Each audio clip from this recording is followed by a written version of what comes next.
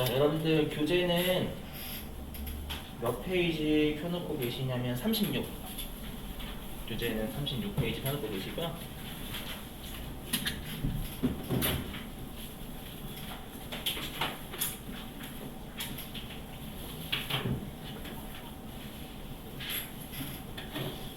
여러분 요즘 밤에 주무실 때 춥지 않으세요? 나만 춥나? 더울 것 같아가지고 더울 것 같아가지고 가만히 좀 추워 죽겠네. 에어컨 들고 자면 추워가지고. 자, 뭐냐면은요, 여러분들 그 우리 시험에 그 이론 문제 있죠. 이론 문제에서 우리 말 문제뿐만 아니라 계산 문제를 출제를 많이 해요.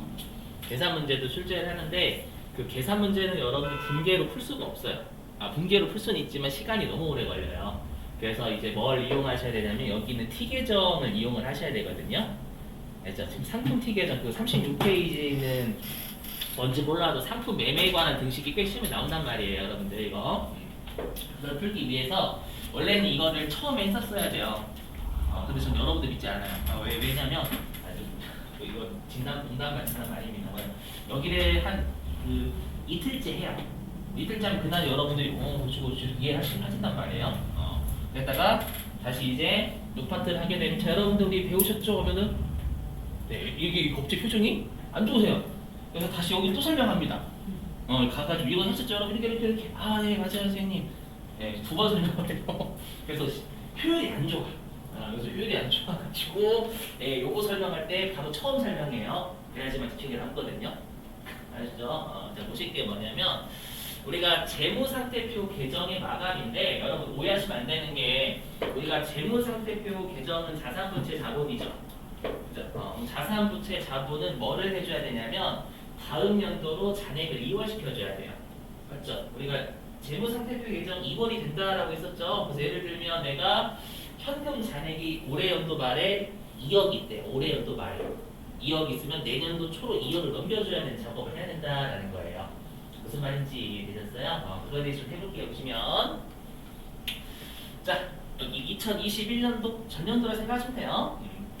자, 2021년도 있죠. 2021년도에 자산 개정이 우리 그 전기 때문에 있었죠. 증가는 본래 위치, 감소는 반대편, 잔액은 본래 위치에 있다. 기억나시죠? 그거 해볼게요. 자, 요게 자산 현금이라고 생각하셔도 돼요. 현금. 자, 현금은 여러분들 증가가 차변이에요, 대변이에요? 차변이죠. 그래서 여기 증가가 차변에 300원 있었다라고 가정해 볼게요. 되시겠어요? 여기다가 좀 적어볼까? 300원. 그러니까 1월 1일부터 12월 31일까지 증가가 그냥 300원 있었다고 가정해 볼게요. 그래서 여기다가 300원 적을게요. 300원. 그 다음에 감소는 어디로 가요? 대변으로 가죠. 맞죠? 대변에 그게 얼마라고 생각을 해주시냐면 100원이래요. 감소가 100원. 이 현금이라고 했지, 현금? 그럼 현금 잔액이 기말에 얼마 남아요? 저 200원 남죠? 질문입니다. 200원 차변에 남아요? 대변에 남아요? 차변이에요, 여러분. 자산이면 잔액이 차변해야 되잖아요. 맞죠? 오해하시면 안 돼요. 선생님, 네가 줘요? 네가 차변하고 대변을 일치해야 된다면서. 그건 여러분 차변하고 대변을 일치시키는 거 그냥 회계에서 오류가 발생하지 않으려면 차변 대변 일치하는 거고요. 잔액은 항상 여러분들 플러스 잔액이니까 차변에 있어요. 오해하시면 안 돼요. 아셨죠? 근데 우리가 장부를 마감할 때만큼은 차변하고 대변을 일치시켜줘야 돼요. 장부를 마감할 때만큼은. 그러면 어떻게 하냐라고 하면 이제 이렇게 생각하시면 되겠죠? 어떻게 생각하시면 이렇게 하셔야 돼요. 뭐냐면 잘 보세요. 2021년 12월 31일 잔액 있죠? 요 자산 잔액 200원 있잖아요. 요 자산 잔액 200원을 언제로 2월 시켜야죠. 언제로 2월을 시켜야 되냐면 2022년 1월 1일로 200원을 2월을 시켜줘야 돼요. 무슨 말인지 이해되시겠어요? 그죠? 그래서 어떻게 하냐면 우리가 2021년도 입장에서는 2022년도는 뭐라고 할까요? 2021년도 입장에서 2022년도는 차기라고 하죠. 내년도. 맞죠? 그래서 어떻게 하냐면 내년도 왜 얘부터 나와? 여기 보시면 돼요. 여기 보시면 여기 차기 2월 여기다가 200원 적는 거예요. 그러니까 차변하고 대변을 일치시켜야 되니까 내년도로 잔액 200원을 넘기겠다라고 표시만 하는 거예요. 기만에. 되시겠어요? 여기 보지 마세요. 2022년은 여기다가 차기 그러니까 여러분 오해하지 마세요. 대변의 잔액이 있는 게 아니라 차변하고 대변의 잔액을 맞춰야 되잖아요. 차변하고 대변의 금액을 일치시켜야 되니까 단지 대변이 빵꾸 나기 때문에 내년도로 잔액 200원을 넘겨주겠다라고 그냥 빵꾸 나는 곳에 적는 것 뿐이에요. 아시죠? 여기 의미 부여하시면 안 돼요. 절대. 되시겠어요? 그럼 이 200원이 내년도 초로 넘어가는 거니까 차기 2월이라고 부르는 거예요. 그럼 차기 2월은 언제 시키는 거예요? 기말에 시키는 거지. 기말에 내년도 초로 넘기겠다라는 표시를 해야 될 거 아니에요. 무슨 말인지 이해되시겠어요? 그러면 얘 잔액은 200원이니까 차변에 200원부터 출발해야 되겠죠, 여러분들. 되셨어요? 그래서 여기 우리가 1월 1일 지금 잘 보세요. 2022년 1월 1일 입장에서 어떻게 해야 돼요? 전년도로부터 넘겨받겠죠, 반대로. 맞죠? 전년도로부터 넘겨받았다라고 해서 전기 2월이라고 불러요. 이해되시겠어요? 그래서 전기 2월 요게 기초의 전년도로부터 넘겨받는 거죠. 이해되세요? 여기에 200원 있는 거예요. 되셨죠? 2022년 1월 1일 날 잔액은 차변에서 여기 200원 있는 거예요. 되셨나요? 이렇게 하고 만약에 2022년도에 현금이 또 300원 늘었다라고 합니다. 300원 이렇게 적으면 500원 있어야 맞겠죠, 이렇게. 오케이? 그러니까 결론부터 말씀드릴게요. 잘 들어보세요. 자산, 부채, 자본은 2월이 돼요. 맞죠? 그리고 항상 잔액은 본래 있어야 할 곳에 있어요. 아시죠? 근데 우리가 기말 있죠. 기말에는 어떻게 해야 되냐면 기말에 장부 마감할 때 왼쪽과 오른쪽을 일치시켜서 무조건 장부를 마감하게 돼 있어요. 장부 마감해야 되니까 지금 대변이 빵꾸 나잖아요. 빵꾸 나는 대변에 내년도로 200원을 넘겨주겠다라고 그냥 표시만 하는 거예요. 아무 의미 없어요. 차변 대변 일치시켜주기 위한 그냥 우리가 뭐 분석법에 불과한 거예요. 기법. 되셨어요? 여기다 200원 적는 거예요. 그래서 장부 300원 일치시켜서 마감하는 거예요. 아시죠? 그럼 이 200원을 내년도 초로 넘기는 점이에요. 요거를 차기 2월 하고 2022년도 1월 입장에선 차변에 잔액 200원 있는 거잖아요. 그 전년도로부터 넘겨받았다 이렇게 하는 거예요. 무슨 말인지 이해되시겠죠? 혹시라도 이해가 안 되시면 암기가 있어요. 여기 암기 있죠? 자, 잘 들어보실게요. 뭐냐면 항상 기초는 1월 1일이죠. 1월 1일 시점의 잔액은 당연히 우리가 플러스 당좌 차월 빼고는 다 플러스 잔액이니까 기초는 있어야 될 곳에서 출발하는 거예요. 자산이니까 있어야 될 곳은 차변이죠. 이해되세요? 그리고 기말은 항상 빵꾸 나는 곳에 항상 빵꾸가 나는 곳이 반대편이겠죠. 맞죠? 자산은 빵꾸 나는 곳이 대변이잖아요. 빵꾸 나는 곳에 기말을 적는 거예요. 기말 적어서 왼쪽과 오른쪽의 금액을 일치시키기 위해서 그냥 기말을 빵꾸 나는 곳에 다시 적는 것 뿐이에요. 내년도 넘기겠다. 되시겠어요? 빨리 이게 여러분 익숙해지셔야지 대변의 잔액이 있다는 뜻이 절대 아니에요. 그냥 빵꾸 나는 곳에 왼쪽 오른쪽 일치시켜주기 위해서 내년도로 넘겨주겠어요 라고만 그냥 같이 적는 거 여기 부여하지 마세요. 아시죠? 그래서 외우신다. 기초는 본래 위치 자산이니까 차변 됐죠? 기말은 차변 대변을 일치시켜주기 위해 빵꾸 나는 곳에 적는다고 외워주셔야 돼요. 자, 그러면 다시 이제 43페이지로 아니 43페이지 네, 36페이지 맞아요 여러분들. 다시 걸로 갈게요. 뭐야?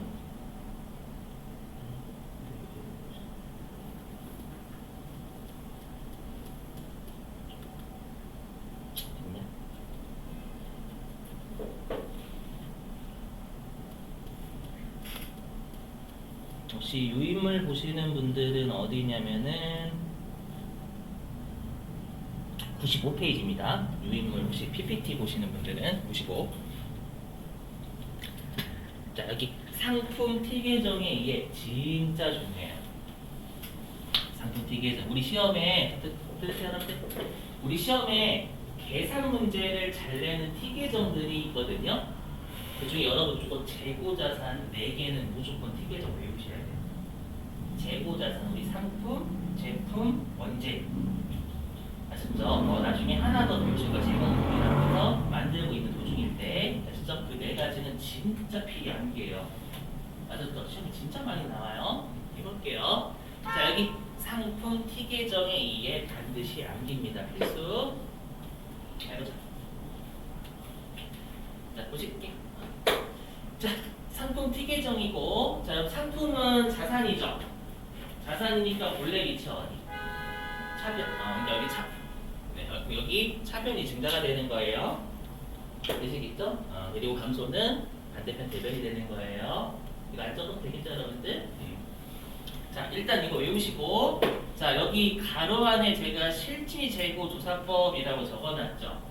이거는 듣고 버리셔도 상관없어요. 왜냐면 우리가 회계가 옛날에 나왔다라고 했었잖아요. 옛날에는 뭐 전산이라든지 이런 것들이 발달이 하지 않았으니까 우리 바코드도 없었고, 그렇기 때문에 계속기록법하고 실지재고조사법 중에 간편한 걸 쓸 수밖에 없겠죠. 회사들 별로 선호하니까.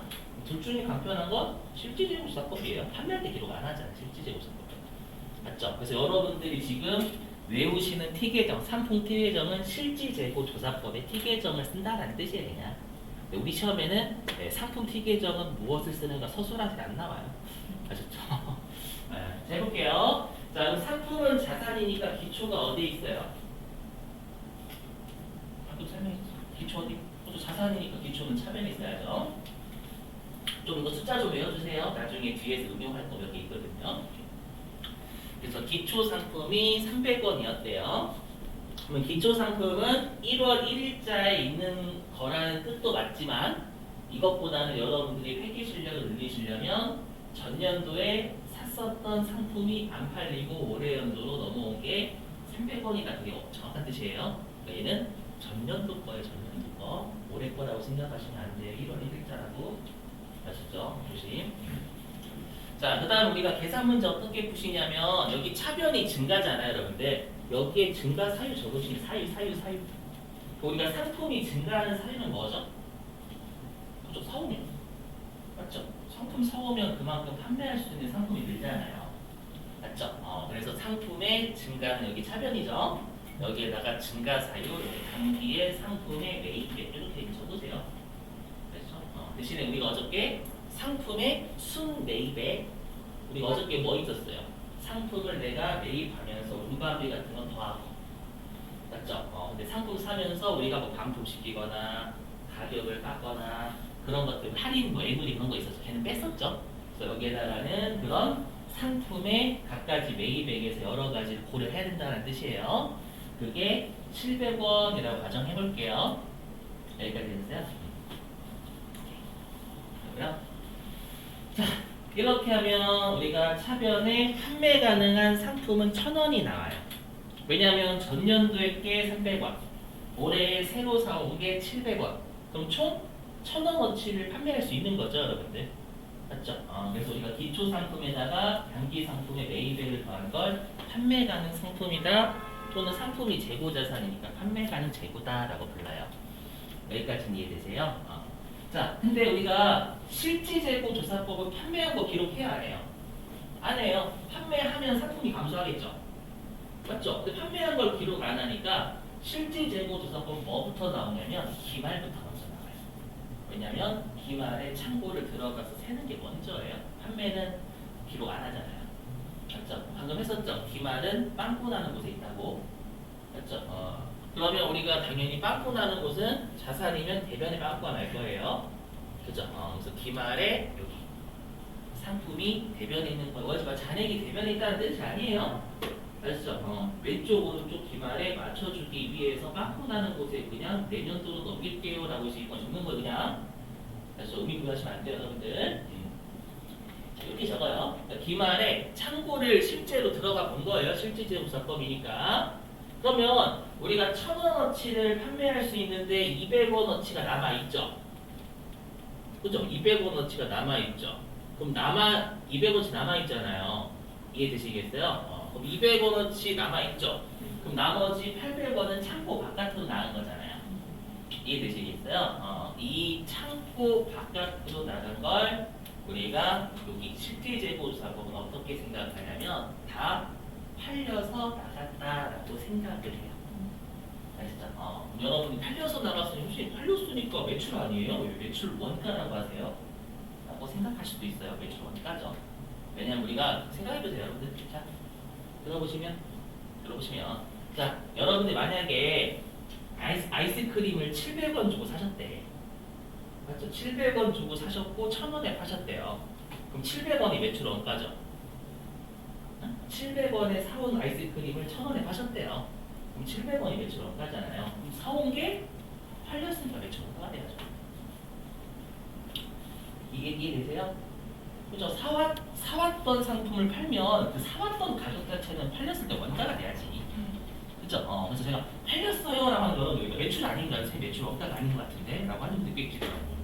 그래서 매출 원가가 맞는 거예요. 그래서 사온 것이 팔리면 사온 것의 원가는 매출 원가가 돼요. 그래서 판 것 자체가 매출이 되는 거고. 잘 고민해보세요 여러분들. 이렇게 해서 1000원이 나온다라는 거예요. 되시겠죠? 근데 여러분들이 하나 알아두셔야 될 게 있어요. 뭐냐면 잘 보세요. 자, 잘 들으세요 여러분들. 얘는 매출 원가가 800원이 아닐 수도 있어요. 무슨 말이냐면 우리가 이 800원이 창고 바깥으로 나간 재고라고 했었죠. 먼저 창고 바깥으로 나간 상품이에요. 그러면 창고 바깥으로 나간 상품이 다 팔린 거라고 볼 수 있어요, 없어요? 없어요. 왜 없냐면 도둑이 만약에 800원어치의 상품을 다 훔쳐갔대요. 그럼 창고 바깥으로 가지고 나왔겠죠. 맞죠? 도둑이 훔쳤으면. 그럼 매출 원가는 있어요, 없어요? 없어요. 도둑이 훔쳐갔는데 그게 무슨 매출 원가예요? 맞죠? 매출 원가는 0이에요. 그죠? 극단적으로 가정하면. 근데 실질 재고조사법은 그냥 창고 바깥으로 나가잖아요. 창고 바깥으로 나가면 모든 걸 팔려서 나갔다라고 강제로 생각을 해버려요. 아시죠? 그래서 우리 시험에 매출 원가는 얼마인가라고 하면 800원이 맞아요. 아시죠? 근데 나중에 우리 재고자산에서 시험에 무진장 많이 내는 실기 하나 있거든요. 꽤 어려운 거. 아시죠? 걔를 하기 위해서는 요건 개념 알고 계셔야 돼요. 뭐냐면 우리가 상품 티계정에서 기말에 실제로 창고를 들어가면 창고 바깥으로 나간 건 다 매출 원가로 컴퓨터가 인식을 해버려요. 좀 이따 보여드릴 거예요. 증명해드릴 거예요. 요것 때문에 파생되는 실기 하나가 있어서 그래요. 되게 중요한 거. 아셨죠? 이거는 너무 신경 쓰지 마세요, 여러분들. 요거 너무 신경 쓰지 마시고 관련된 문제 하나 풀어볼게요. 요거 시험에 몇 개 나왔거든요. 자, 교재 어디로 가주시냐면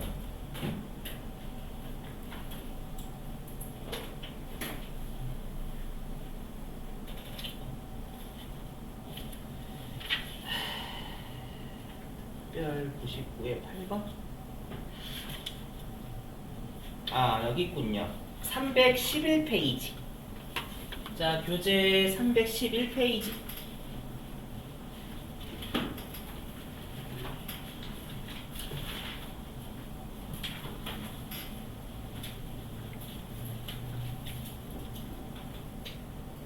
자, 교재 311페이지.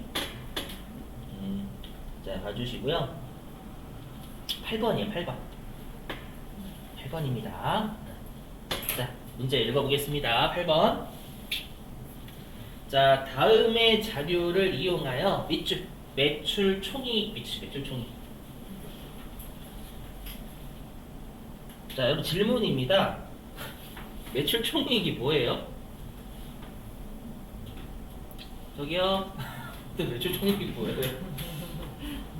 그죠? 손익계산서 구조 외우셔야 돼. 우리가 그거예요. 삼성전자가 만약에 핸드폰 80만 원짜리를 120에 팔았어요.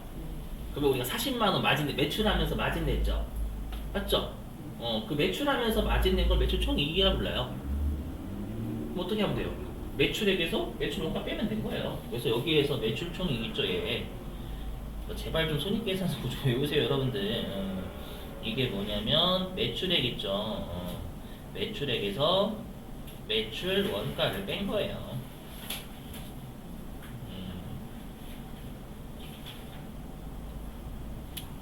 되셨죠? 제발. 제발.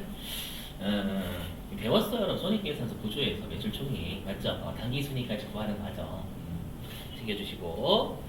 자, 그럼 일단 매출 해결해 볼게. 매출. 자, 매출 눈에 보이시는 게 여기 있죠? 어디 있냐면 여기 있어요. 매출이 여기 매출액 170만 원 여기 눈에 들어오셔야 돼요. 맞죠? 보이시나? 보이시죠? 170. 그죠? 그리고 우리 어저께 매출액은 또 매출액에서 차감하는 거 있었나요? 저기 매출액에서 차감하는 거 있었어요? 그죠? 어저께 매출 할인 애누리 뭐 그런 거 있었죠? 그게 있는지 보셔야 돼요. 왜냐면 순수한 매출하는 거니까.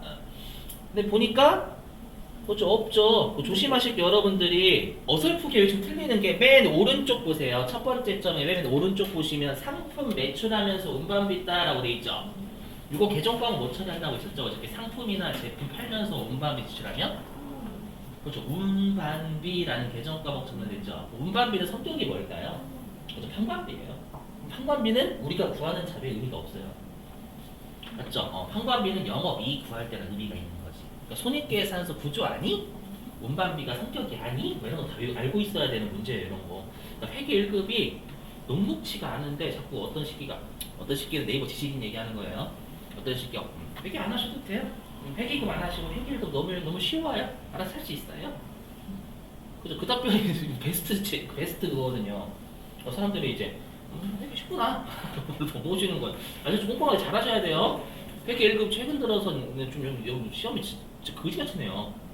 그래서 이렇게 그래서 여기 있는 운반비는 의미가 없어요. 알았죠? 판매비와 관리비니까. 자, 그러면 우리가 구하고자 하는 건 이제 매출 원가만 잘 구하면 되겠죠? 맞죠? 그럼 일단 매출액은 170만 원 나오는 거예요, 여기. 요 매출액은 170. 그죠? 170만 원. 이렇게 되는 거고요. 자, 이제는 매출 원가를 좀 구하러 가볼게요. 자, 매출 원가. 자, 보니까 이게 눈에 보이셔야 돼. 매출 원가 구하는 자료를 줬어요. 여기 보시면. 기초 상품 여기 줬죠, 여러분들. 여기 기초 상품 줬어요. 그죠? 아까 T 계정 안에 오시면 매출 원가를 못 구해요. 그 다음에 기말 상품 줬죠. 그 다음에 매입액 줬죠. 근데 핵심이 뭐야, 여기 끝에. 맨 두 번째 점에 맨 오른쪽 보시면 상품 매입하면서 운반비 5만 원 지출했죠. 요거 어떻게 했죠? 상품 매입하면서 운반비 어떻게 처리해요?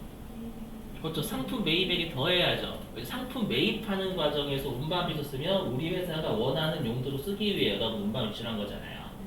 이해되세요? 그래서 이 5만 원은 운반비를 가산하셔야 돼요. 매입에다가. 되세요? T 계정 그림 이렇게 되겠죠. 자, 해볼게요. T 계정 제발 좀 외워주세요, 여러분들. 시험 많이 나와요. 자, 상품. 자, 기초. 여기 차변이에요. 기초 여기 40만 원이죠. 만원 뜰게요. 40. 이렇게. 예.